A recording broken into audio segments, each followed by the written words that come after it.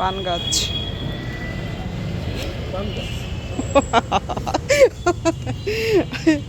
এটা হচ্ছে পান গাছ, আমার মায়ের জন্য লাগাচ্ছি। সে এত পান পছন্দ করে যে ভাবছি যে এই জানালার পাশে এটা লাগাই দেবো, একটা পান ছিঁড়বো আর খাইবো। ওই যে কেসি আছে সামনে,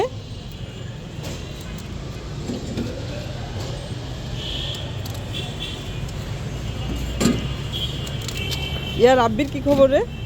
রাব্বির সাথে কথা হয় না অনেকদিন, ফোন বন্ধ। তাই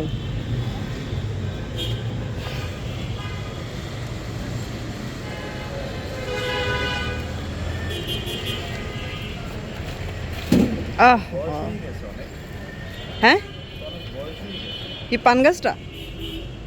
শীত বড় হয়ে গেছে। সেটা তো জানি না, কিন্তু কালকেই কিনলাম, তাদের কাছে ছিল অনেক। জানি না। হ্যালো, আসসালামু আলাইকুম। এটা হচ্ছে পান গাছ। আজকে এই পান গাছটা লাগাবো। এটা হচ্ছে আমার মায়ের লাখ টাকার খুশি। যে আমার মা লাখ টাকা দিলে যে খুশি না হয়, তার থেকে একটা পান দিলে ওরকম খুশি হয়।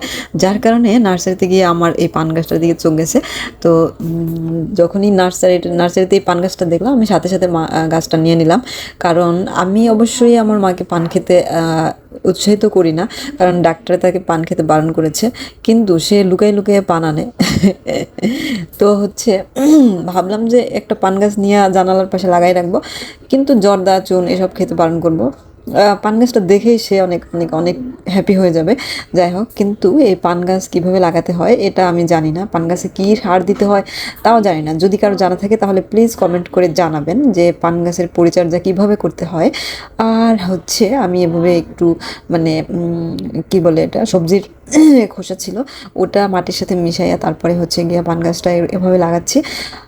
তারপরে হচ্ছে গিয়া আমি আমার বেডরুমের পাশে যে জানালাটা, ওখানে একটু ছায়া পড়ে, ওখানে ছায়া পড়ে সবসময়। তো ভাবছি ওখানে রাখবো, কারণ যেখান থেকে পান গাছটা কেনা হয়েছে উনি বলছে যে এটা রোদ্রে রাখা যাবে না, রোদ্রে নাকি পান ভালো হয় না। তো হচ্ছে এর জন্য ওই ছায়ার জায়গায় লাগাবো।